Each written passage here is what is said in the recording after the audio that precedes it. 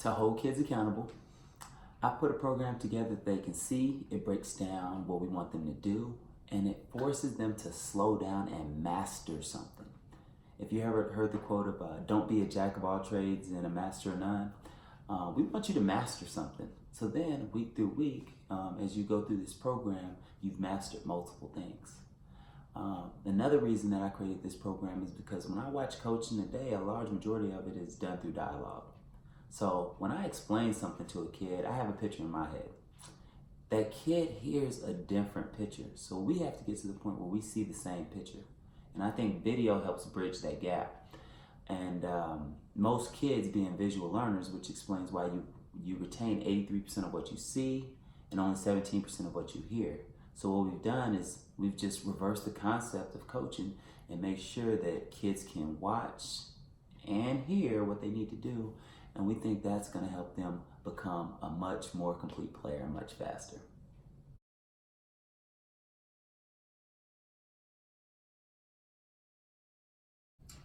Well, again, it goes back to the only way I know how to get better is through repetition. And a lot of times it happened even for me as a trainer as I move too fast. So it's going to force players to slow down and actually master the drills. So as they go through the drills and they follow the steps, the volume and repetitions method that we use is going to force them to be able to break bad habits and create good new ones.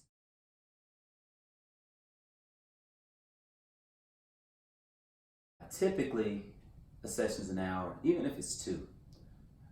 In my sessions, all I have enough time for is to give them information. All right, we don't have time to create a habit in that session. Now they have videos they can go back and forth with because they need to master it at home. And I think that's the real reason on why this is going to be so effective, because now you get to go home, know exactly what you need to do. You don't have to remember back, what did you want to say? You can rewind the video, redo it until you've mastered it.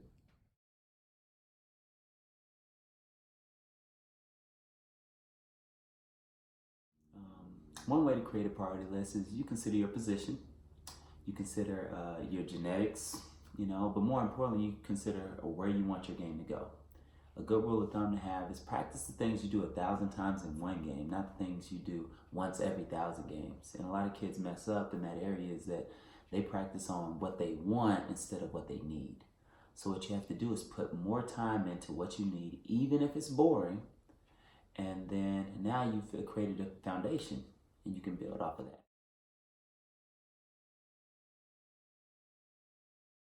Well, the first warning to that question is understand that as a ball player, you never arrive. You never say, hey, I'm good enough. I think Steph Curry's still doing shooting drills. He's the best in the world at it to me. Kyrie's still doing ball handling drills. So that's number one. Number two is just because you feel like you know something or you think it's simple, it might be more complex than you think. So something as simple as layups. In practice, it's a 90, 95, 100% shot. But at the varsity high school level, it's less than 50%. So why is that? Well, this program, we answer those questions as to why. You need to know why certain things are happening if you want to fix them. And the best players that I've ever played with, they all had routines. And they weren't crazy routines, they were simple routines, which laid their foundation and made them effective, efficient players.